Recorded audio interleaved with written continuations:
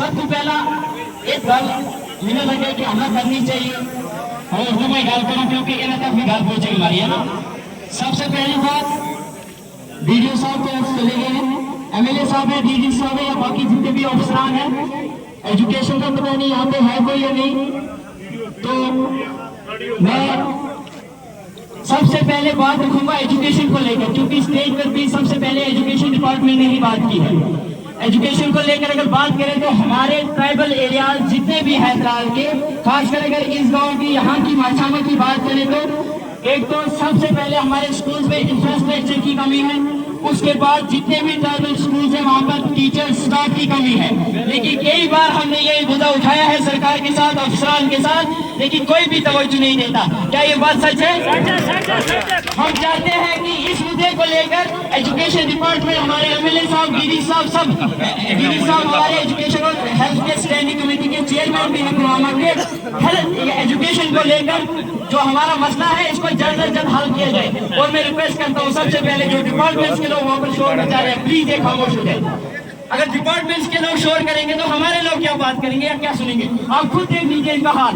یہ کوئی management system ہی نہیں ہے یہاں پہ.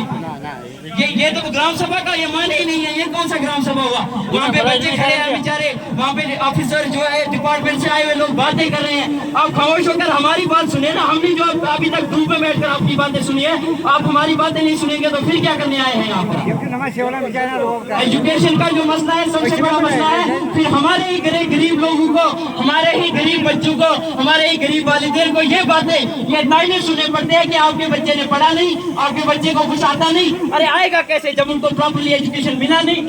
ایک سکول ہے میرا برن پتھری میں, S S A primary school برن پتھری, وہاں پر 2 ٹیچر اور 60 رول ہے. اور اس کے ساتھ ساتھ کیا ہے وہاں پر دونوں جو ٹیچرز وہاں پر سٹاف لگایا ہوا ہے دونوں بی ایل او ہیں.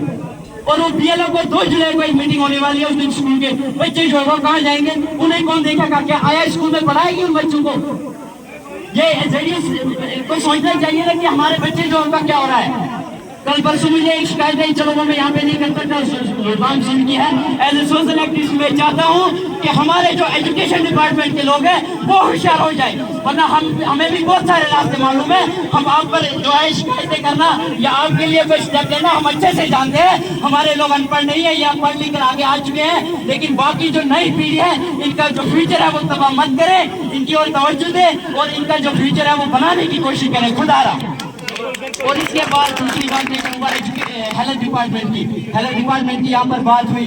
ہمارے یہاں پہ ایک پرائمری ہیلتھ سینٹر ہے کیلیل میں, وہاں پر ہمارے جو لوگ ہیں ٹرائبل ایریا کے, خود دیکھیں خدا رہا آپ خود بات کریں ہیلتھ کا جو یہاں پہ ہوگا, یا ہمارے ڈی ڈی صاحب ہیں یا بی ڈی او صاحب ہیں یا ایم ایل اے صاحب ہیں, آپ سنیں 3 کلومیٹر 4 کلومیٹر ہماری بہنیں ہماری مائیں اپنے بچوں کو لے کر یا کوئی بیمار ہوگا پائدل جاتی ہیں. یہاں پر گاڑی کی سروس نہیں ہے تو وہ بچیاں کیسے جاتی ہیں اس دھوپ میں کیلیل تک اپنے بچے کو ویکسین کرنے کے لیے؟ ان کا بھی تو کچھ سوچیں, کم سے کم یہ سوچیں ڈی ڈی صاحب, ایم ایل اے صاحب, ایٹ لیسٹ اتنا سوچیں کہ یہ غریب بچی آپ کی بہن, آپ کی ماں, آپ کی بچی گھر کے آنگن سے گاڑی میں بیٹھ کر جاتی ہے. یہ غریب بچی جو ہے یہ کیسے 5 کلومیٹر 4 کلومیٹر پائدل دھوپ میں چل کر جائے گی اپنے بچے کو ویکسین دینے کے لیے؟ ان کے لیے بھی کچھ سوچے نا, ان ٹرائبلز کے لیے بھی کچھ سوچے. اگر یہ اسکیمز آئی ہیں تو یہ ان کو عملی جامہ پہنانا چاہیے اور یہ اسکیمز جو ہے یہ یہاں تک آنی چاہیے. لیکن سب سے بڑی بات ہے کہ ایک ہیلتھ سینٹر جو ٹرائبل ایریاز کے لیے ہونا چاہیے, کیونکہ ان کو بہت دور تک جانا پڑتا ہے, گاڑیاں واڑیاں ان کو نہیں ہوتی ہیں, تو یہ کیسے جائیں گے؟ ان کے لیے بھی سوچے, بہت زیادہ تکلیف ہوتی ہے ان کو. خدا رہا. اس کے بعد ہارٹیکلچر اور ایگریکلچر ڈپارٹمنٹ نے یہاں پہ بات کی.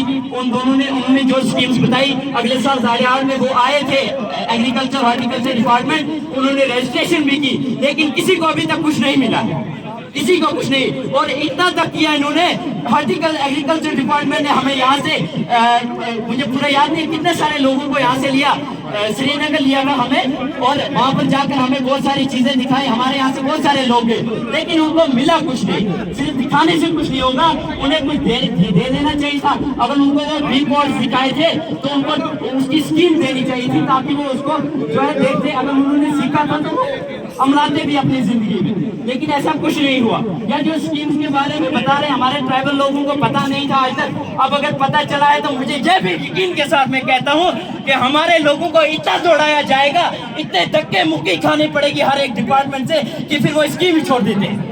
یہ سچ بات ہے، ہر ایک جگہ پہ ہمیں بتایا جاتا ہے، لیکن خدا نہ ایسا نہ کرے.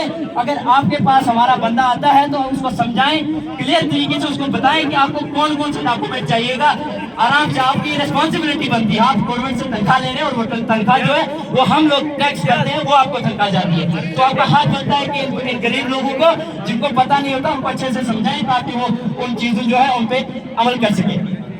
اس کے بعد دوسری بات، اچھا مکان بلاک ویڈیو صاحب یہاں پر ہے، جو بلاک کے فارمز بھرے تھے ہم لوگوں نے مکان کے لیے، ہے نا، پی ایم اے وائی سروے کی تھی ہمارے یہاں پہ بی ایل ڈبلیو صاحب کے گھر گھر جا کے انہوں نے کی، جہاں تک نہیں پہنچے ہم نے بھی جو سوشل ورکرز ہیں انہوں نے بھی ہیلپ کی، کہاں کہاں تک ہم بھی پہنچ سکے تو کی. اب کیا ہوگا کہ اب اس میں سمجھ نہیں آتا ہے، جس بندے نے ایٹ دا اینڈ یہ کی ہے، لاسٹ پر جس نے سروے کی ہوگی اس کا نام سیریل نمبر 1 پہ آ جاتا ہے. ایسا ہوتا ہے یا نہیں ہوتا ہے؟ ہوتا ہے. خدا را یہ ناانصافی نہ کرے، جو غریب ہے، جو جس کا سیریل نمبر پہلے ہے، جس نے پہلے کیا ہے، پہلے اس کو حق ملے. آہستہ آہستہ ہمیں پتا ہے کہ ایک ساتھ سب کا